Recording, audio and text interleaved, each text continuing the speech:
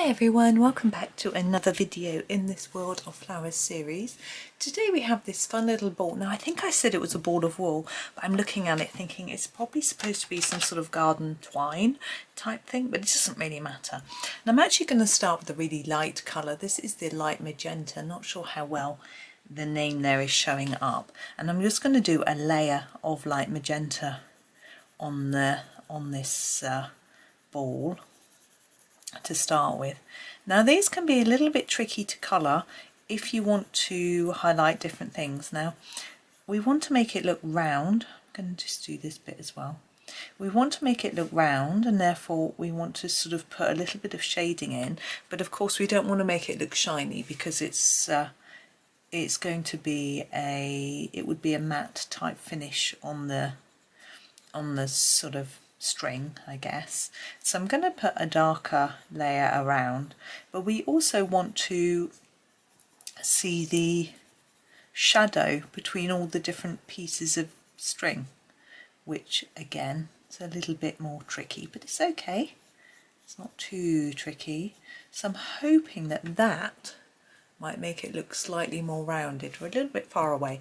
We come in actually closer because we don't need to look at the sort of long tail part, and then we can see a little bit better. So just going around that edge again, just really want to emphasize that spherical shape.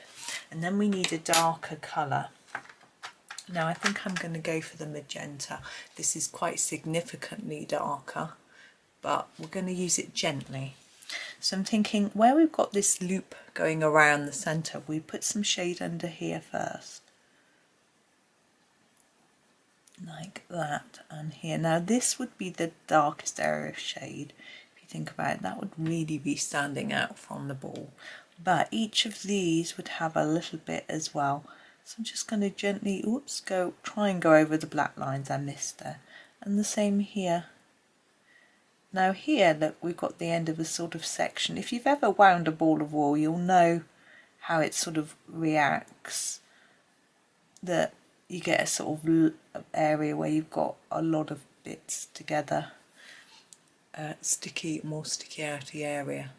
Now I'm going to also just use this to gently go around the edge again, just to try and emphasize that shape once again, just a bit. There we go. I feel like this bit needs to be a bit darker as well. Going to do those as well, and I'm going to put a little bit of extra colour at the top and the bottom. I don't know if you can see that. There we go, like that, just to give it some interest. So there it's our ball of sort of twine. If there was a much bigger ball, we might want to draw on each piece some little squiggles in maybe black or white pen to make it look like it's sort of fluffy, but it's such a small item on this page that I'm not going to do that. But we are going to move on and do this little pot, just because that was pretty quick. Ooh, just kick something under the desk. Whoops. We need to do these plant labels. Now I quite like doing those to make them look a bit like wood.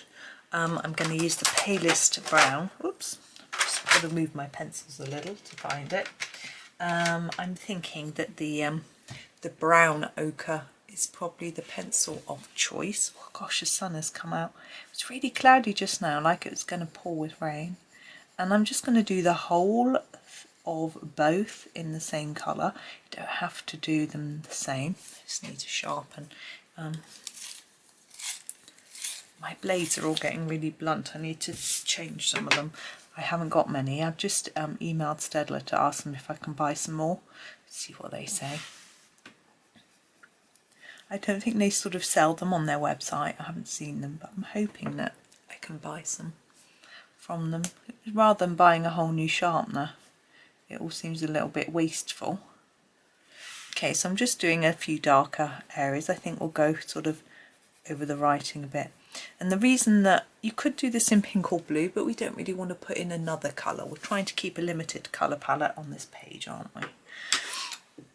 And then the pot below, it looks really similar to a little one on the top shelf, so I'm going to try and make it look different to that one.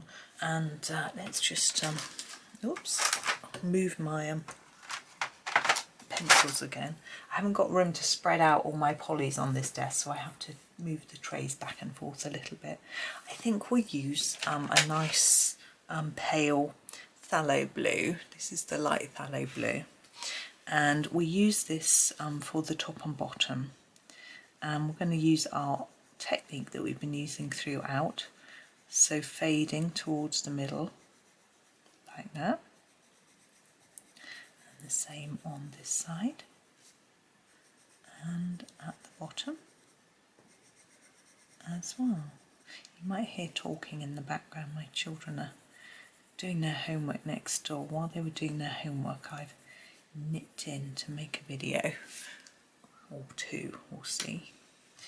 And I'm going to use the middle phthalo and normal phthalo to do the other little bits. So this is the middle phthalo blue, and I'm going to do the sort of top sections with this one.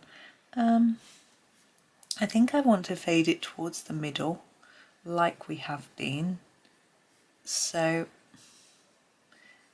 you can start with a fairly even amount and then just darken each edge a bit until it sort of fades. It's a little tricky to do, and I'm finding it hard to see my screen to see. This is the phthalo blue, how it's come out. I can look at the page obviously, but sometimes it's nice to see how it looks on the screen as well. So I'm a bit paler on that one and darker here as we go in, and a bit less towards the middle. Let's have a look. Yeah, sorry, just looking at the screen again. But as I say, the sun's really bright. It's quite hard to see. Now the top and bottom of this pot are really quite pale. There's a few areas that look a little bit too white to me, which I'm just going to go over just a little bit until I'm satisfied, and then I'm going to